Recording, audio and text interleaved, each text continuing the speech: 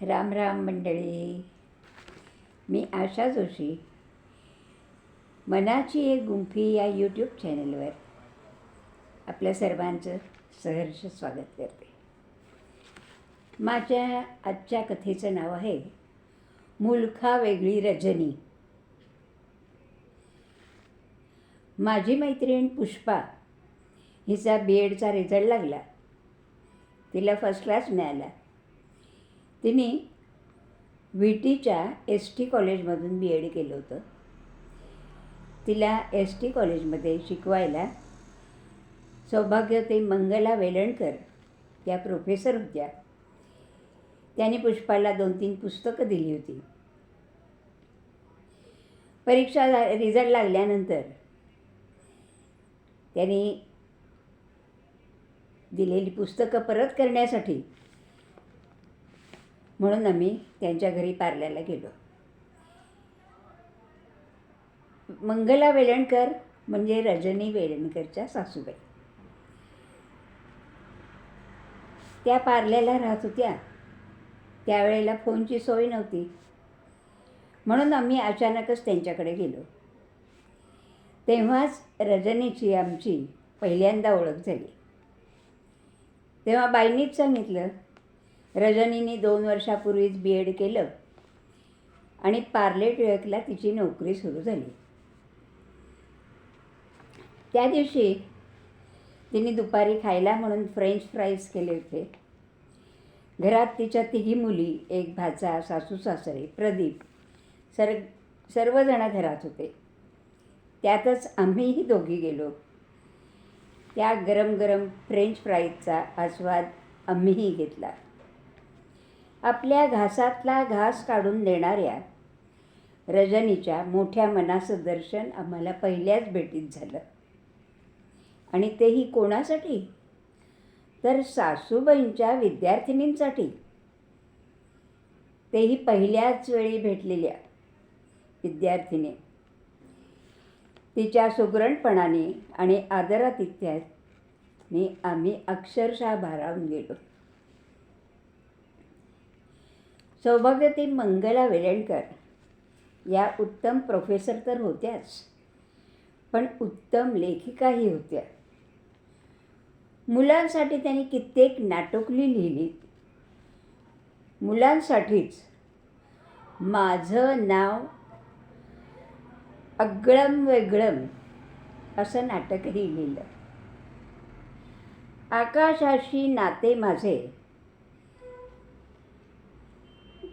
या नावाचं एक पौराणिक संगीत नाटक लिहिलं.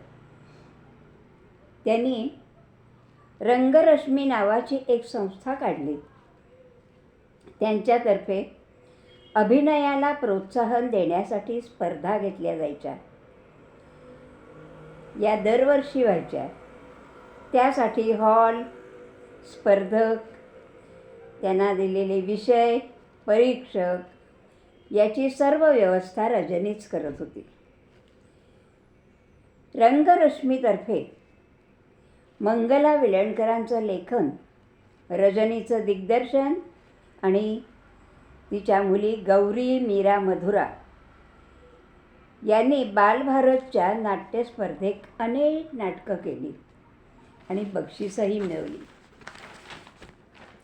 रंगरश्मीतर्फेच स्त्री रूपायतन आणि स्त्री मनाची एक गुंफी या नाट्यवाचनाचे कार्यक्रमही केले.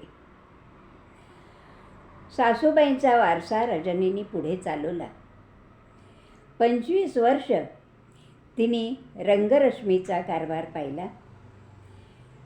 त्या गेल्यानंतर रजनीने त्यांच्या दीर्घ कवितांची एक CD तयार केली. त्यांना काव्यवाचन खूप आवडायचं, म्हणून तिने त्यांच्या घराच्या गच्चीवर वेलणकरबाईंच्या स्मृतिदिनी नलेश पाटील, सौमित्र यांच्या काव्यवाचनाचे कार्यक्रम ठेवले. तसंच गेल्या वर्षी तिने धनश्री लेले यांचं व्याख्यान ठेवलं होतं. त्यानंतर सर्वांना सुग्रास भोजनही होतंच. तिच्यामागे काही कमी व्याप नव्हते. त्यांच्या घरातली 5-6 जणं, पाहुणी, स्वयंपाक पाणी, शाळेचे डबे, मुलींची तयारी, शाळेची तयारी, शाळेच्या वह्या, पेपर्स, शाळेच्या स्पर्धा, त्याची तयारी, तिच्या स्वतःच्या नाटकांचे प्रयोग, नाटकासाठी असणारे दौरे, रंगरश्मीचा कारभार, सर्व काही ती अगदी हसतमुखाने, कुठेही काहीही कमी पडू न देता सर्व कार्यक्रम अगदी यशस्वीरित्या पार पाडत होती. सर्वच उपक्रमात वेळोवेळी तिचं वेगळेपण जास्तच उठून दिसायचं. इतक्या भरगच्च कार्यक्रमात कुठेही उणीव राहू नये यासाठी तिची सतत धडपड असायची. टाईम मॅनेजमेंट शिकावं तर ते रजनीकडून. आम्ही पार्ल्यात आल्यावर पार्ले टिळक विद्यालयात मीही रुजू झाले आणि आमची मैत्री वाढली. वार्षिकोत्सव, शाळेच्या नाट्यस्पर्धा यासाठी ती आणि फाटकबाई खूप मेहनत घेत होत्या. मीही त्यांना मदत करत होते. लिखाणाची बाजू पटवर्धनबाई आणि संगीताची बाजू माया कुलकर्णी या दोघीही सांभाळत होत्या.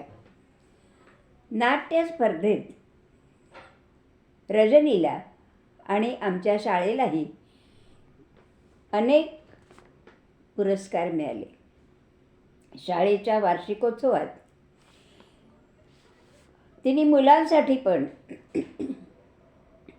काही एकांकिका लिहिल्या. एक होता कारभार, बाप्पा पळाला, सुंदर मी होणार, अशी जवळजवळ 15 ते 16 नाटकं तिने लिहिली आणि मुलांकडनं बसवून घेतली आणि अनेक पारितोषिकही मिळवली. शाळेच्या वार्षिकोत्सवात तिने आणखीन एक नवीन उपक्रम सुरू केला होता. साधारणपणे अध्यक्षांची ओळख करून देताना कोरडेपणाने केवळ त्यांचा बायोडेटा सांगितला जातो.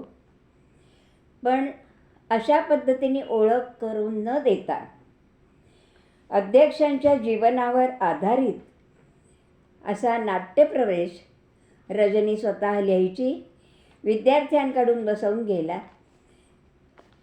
प्रॅक्टिस करायची आणि ते कार्यक्रम वार्षिकोत्सवात सादर केले जायचे. त्यामुळे विद्यार्थी अधिक आवडीने आणि उत्सुकतेने तो कार्यक्रम बघतात. मोठ्या व्यक्तींच्या गोष्टी त्यांच्या लक्षात राहतात. असे कार्यक्रम तिने स्मिता तळवलकर, प्रिया तेंडुलकर, रमेश देव, सुलभा देशपांडे, गिरिजा कीर आणि स्नेहलता देशमुख या सर्वांवर तयार केले होते. तेच सादरही केले. त्यासाठी मुलांकडून मेहनत करून घेतली. ते कार्यक्रम व्यवस्थित बसवले. दिग्दर्शनही तिचंच होतं. ते कार्यक्रम एवढे रुळले की आता अजूनही ती रिटायर्ड झाल्यानंतर सुद्धा तीच पद्धत आमच्या शाळेत सुरू आहे. अध्यक्षांची ओळख करून देण्याची ही एक आगळी वेगळी पद्धत ही रजनीने सुरू केली. शाळेचे शालेय चित्रवाणी, आकाशवाणीवर अनेक कार्यक्रम तिने उत्साहाने साजरे केले आणि त्यात पुरस्कारही मिळाले. पार्ल्याच्या टिळक मंदिरातही वेळोवेळी सांस्कृतिक कार्यक्रमात तिचा सहभाग असतोच. पु ल देशपांडे, विंदा करंदीकर, जयवंत दळवी यांच्यावर नाट्यवाचनाच्या स्वरूपात तिने कार्यक्रम सादर केले. त्याचं लेखन, दिग्दर्शन हे तिनेच केलं. रजनी जेव्हा शाळेत शिकत होती त्यावेळेला तिला आदर्श विद्यार्थिनीचा पुरस्कार मिळाला. कॉलेजच्या स्पर्धेमध्ये सर्वोत्कृष्ट अभिनेत्रीचा पुरस्कार तिला मिळाला. तसाच पुरस्कार त्याच कॉलेजमध्ये तिची मोठी मुलगी गौरी हिलाही मिळाला. व्यावसायिक नाट्यक्षेत्र, प्रायोगिक नाट्यक्षेत्रातही सर्वोत्कृष्ट अभिनेत्रीचा पुरस्कार तिलाच मिळाला. आता शाळेमध्ये आदर्श शिक्षिकेचा लाहोटी पुरस्कार हाही तिला मिळाला. आणि आश्चर्य म्हणजे त्याच वर्षी सख्खी शेजारीमधल्या कृष्णाच्या भूमिकेसाठी सर्वोत्कृष्ट अभिनेत्रीचा पुरस्कार दोन्हीही एकाच वर्षी मिळाले. हेच तिचं वेगळंपण आणि हाच तिचा सुवर्णकाळ. टी व्हीवरच्या चिमणराव सिरियलमधली शेलाट्या बांध्यामधली रजनीची चिमी विसरणं केवळ अशक्य. मध्यंतरी विजया मेहतांचं झिम्मा पुस्तक माझ्या वाचनात आलं. त्यात बॅरिस्टरचा उल्लेख आहे. हे नाटक म्हणजे खरोखर माइलस्टोन आहे. त्याचं लेखन, नेपथ्य, दिग्दर्शन, अभिनय सर्वच काही केवळ अप्रतिम. थेट काळजाला भिडणारं अतिशय उत्कृष्ट असं ते नाटक आहे. ते मी 2 वेळा पाहिलं. एकदा सुहास जोशीची राधाक्का पाहिली आणि नंतर रजनीचीही राधाक्का पाहिली. भाऊसाहेबांचं काम प्रदीप करत होते. भाऊसाहेबांच्या निधनानंतर बंद खोलीतून आलेली आसमंत भेदणारी किंकाळी आणि त्या पाठोपाठ बाहेर फेकले गेलेले केस, तो प्रसंग काळीज चिरत जाणार आहे. प्रदीप बरोबर काम करताना रजनीने तो प्रसंग साकारणं किती कठीण आहे याची नुसती कल्पना केली तरी अंगावर सरसरून काटा येतो. त्याचेही तिने एकूण 65 प्रयोग केले. ही गोष्ट अजिबात सोपी नाही. त्यानंतर तिचे आणि सई परांजपेचे सूर जुळले. बॅरिस्टरच्या अगदी विरुद्ध असलेली सख्खे शेजारीमधली कृष्णाची भूमिका, कृष्णाने दारू प्यायल्याचे कामही रजनीने तितकंच चांगलं केलंय. त्यातही तिला सर्वोत्कृष्ट अभिनयाचा पुरस्कारसुद्धा मिळालेला आहे. कोणतंही काम रजनी अगदी जीव ओतूनच करते आणि म्हणूनच ते वास्तव वाटतं. सई परांजपे यांच्या या पुस्तकात रजनीचा, तिच्या कामांचा खूप वेळा उल्लेख आलेला आहे. सई परांजपेची 3 नाटकं, सख्खे शेजारी, पुन्हा शेजारी आणि माझा खेळ मांडू दे, ही 3ही नाटकं रजनीने केली. वेलणकरांचं कर्जतला एक छानसं घर आहे. घरामधलं सगळं इंटिरियर्स मीरानेच केलं आहे. त्यासाठी घरातल्या वस्तूंचा खूप छान कल्पक उपयोग केलेला आहे. आजूबाजूला झाडं आहेत. घराच्या बाजूला मोठा हौद आहे. आजपर्यंत तिथे त्यांचे अनेक नातेवाईक, मित्रमैत्रिणी, शाळेतले शिक्षक, नाटकातले कलाकार, प्रदीपच्या गाण्यांचा ग्रुप कित्येकांनी भेट दिलेली आहे. जोडीला वेलणकर कुटुंबांचं प्रेमळ आदरातिथ्य. त्यांचं घर म्हणजे बऱ्याच जणांच्या गेट टुगेदरचं सेंटर पॉईंट बनलं होतं. शाळेतून रिटायर्ड झाल्यावर तिने सर्व ज्येष्ठ शिक्षकांचा एक ग्रुप तयार केला. आठवड्यातून एकदा आम्ही भेटत असू. पण करोनापासून ती भेट बंदच झाली. पण त्याआधी आम्ही एकत्र जमून मेघदूत, रघुवंश, शाकुंतल, हॅम्लेट, रवींद्रनाथांचं गीतांजली, उपनिषद यांचं एकत्र वाचन आणि अभ्यास केला. सर्वांना झेरॉक्स पुरवण्याचं काम रजनीनीच केलं. त्यावेळी वयोवृद्ध शिक्षकांना नेण्या आणण्याचं काम रजनीच तिच्या गाडीतून करीत होती. ज्येष्ठ शिक्षकांची फ्री होम डिलिव्हरी ती करत होती. त्यामुळे आम्हाला आणि आमच्या घरच्यांनाही अजिबात काळजी नव्हती. वाचन चालू असतानाच गोखलेबाई परांजपेबाईंचे वाढदिवस, त्यांच्या नातींची केळवणं हेही कार्यक्रम रजनीच्या पुढाकारानेच साजरे झाले. तीच सर्व तयारी करत असे. निवृत्त शिक्षकांची संख्या वाढल्यानंतर सर्वांचं गेट टुगेदर हे शाळेत 2 वेळा रजनीच्या पुढाकारामुळे शक्य झालं. त्यासाठी शाळेची जागा, कार्यक्रमाचं स्वरूप, कॅन्टीनची व्यवस्था, कॅमेरामन, भेटवस्तू सर्व व्यवस्था रजनीने पुढाकार घेऊन काम केलं. ग्रुप फोटो काढले. सर्वांच्या जन्मतारखा, पत्ते, फोन नंबर, त्यांच्या याद्या, भेटवस्तू, फोटोची एक कॉपी असं सर्वांना घरपोच करून देण्यापर्यंत, अथपासून इथेपर्यंत सर्व काम रजनीने अगदी मनापासून आणि न कंटाळता केलं, हे विशेष. 2 महिन्यापूर्वी माझा BP अचानक खूप वाढला. म्हणून मी हॉस्पिटलला ॲडमिट होते. हे तिला आमच्या कामवालीकडून लगेचच कळलं. पण तेव्हा तिचं सिरियलचं शूटिंग सुरू होतं. तिला वेळ नव्हता. पण म्हणून तिने शाळेतल्या उज्ज्वला चुरीला फोन करून लगेचच सांगितलं आणि उज्ज्वलाही लगेच मला हॉस्पिटलमध्ये भेटायला आली. सगळीकडे रजनीचं अगदी बारीक लक्ष असतं.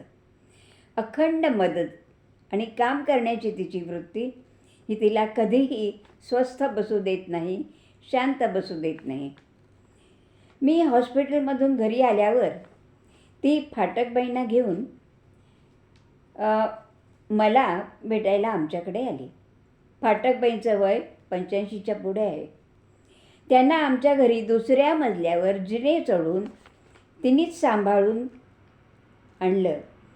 त्या दोघींच्या आपुलकीच्या प्रेमळ बोलण्याने माझं BP, जे आजपर्यंत कधीही 180च्या खाली गेलं नव्हतं, ते त्या दिवशी मात्र 140पर्यंत खाली आलं. रजनीच्या बोलण्याने मला ट्रीटमेंट मिळाली. माझं टेन्शन खूप कमी झालं. रजनी, त्यासाठी तुझे कितीही आभार मानले तरी कमीच आहेत. थँक्यू म्हटलं तर तुला आवडणार नाही, पण तरीही राहवत नाही म्हणून सांगते थँक्यू. रजनीच्या घरची ये-जा आता आणखीनच वाढली आहे. तिच्या 3 मुली गौरी, मीरा, मधुरा त्यांच्या आपापल्या कामात व्यग्र आहेत. प्रदीप, मीरा, मधुरा, अभिजित सर्वच जण या क्षेत्रात कार्यरत आहेत. मधुराने आणि अभिजितने बटरफ्लाय चित्रपटाची निर्मिती केली. मीराने दिग्दर्शनाची धुरा सांभाळली. मधुरा, अभिजित, प्रदीप, गौरी सगळ्यांनी त्यात अभिनय केलेला आहे. सर्वांनी हे शिवधनुष्य पेललं. त्यासाठी रजनीने नातवंडांना घरी सांभाळून तिच्या सर्व कुटुंबियांना भरभक्कम पाठिंबा दिला. म्हणूनच हे घरातले सर्व बटरफ्लाईज आपलं काम फ्रीली आणि डिव्होटेडली करू शकले. रजनी आणि तिचे कुटुंबीय या क्षेत्रात प्रसिद्धीच्या शिखरावर पोचले, तरीही सर्वच जण डाऊन टू अर्थ आहेत. तेच त्यांचं सगळ्यांचंच वेगळेपण आहे. सर्वच जण अखंड इतरांच्या उपयोगी पडत असतात. ती मदत तळमळीने असते, मनापासूनची असते. सगळेजण नाट्यक्षेत्रातले असूनही त्यात कधीही नाटकीपणा नसतो. रजनी, तुला आणि तुझ्या सर्व कुटुंबियांना आमच्या सर्वांकडून all the very best for all the time for your future. Thank you.